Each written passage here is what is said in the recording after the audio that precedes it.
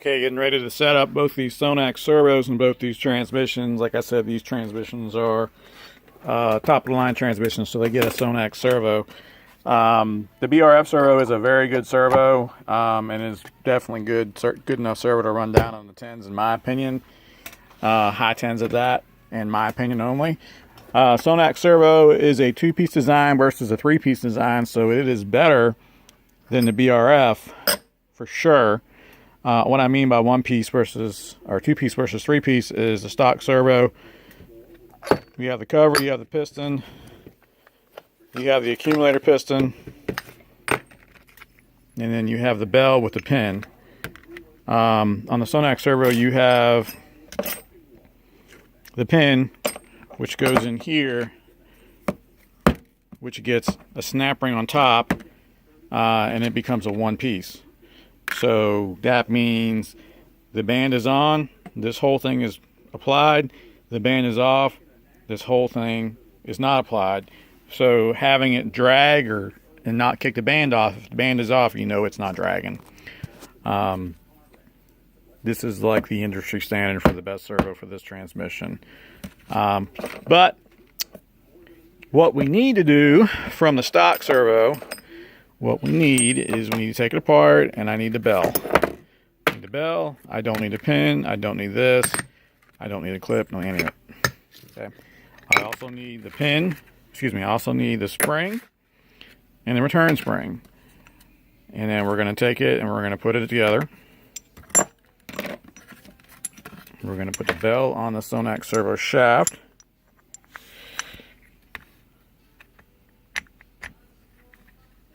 Oh, there's the O-ring there. Okay, so the bell goes on. There's my O-ring. There's a return spring. And then it goes in like so. And then this is definitely a 2-man job here. I got to take it to the vise and put it in the vise and squish it to get that snap ring in. So I've used a vise before to do this, and the vise wasn't working too well today, so I decided I'd use my press. And that's just an old piston pin. And you can see the groove is exposed, and now I can just slide it on there. And I will be good to go. Do this twice, and then I can start setting up the band clearance. Okay, so at this point I've got 2 servos with no seals or anything on them. We're ready to start setting them up. I'm not going to use the little springs. I've already gently lubed the bores down there. We're going to stick it in there and make sure that it contacts the band lug.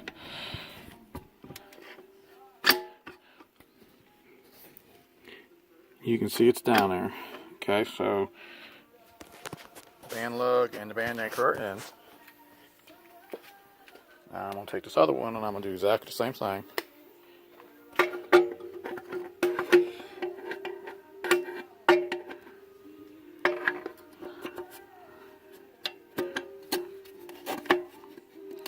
There it is.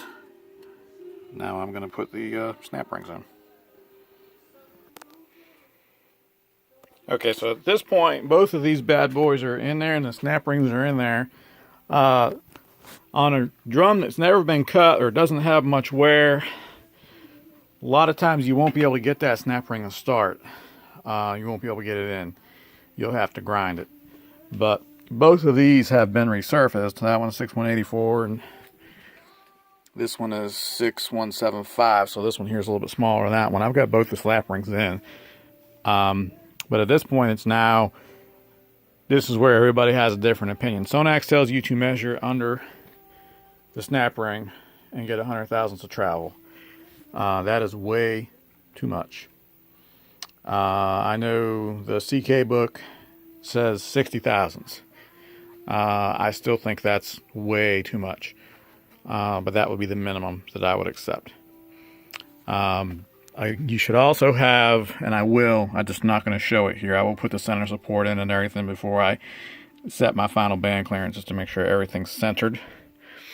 But now, I'm not going to be able to show this because I have only one person here. But I'm going to feel it. I'm going to put something on the output shaft, like vice grips or old yoke. And I'm going to see if it's actually dragging or it's bound up. Okay, that's bound up. So this band is applied right now. So that tells me out of the gate it's too tight. But I'm going to determine how tight it is, because I'm going to put a crowbar in there and I'm going to see how much it takes.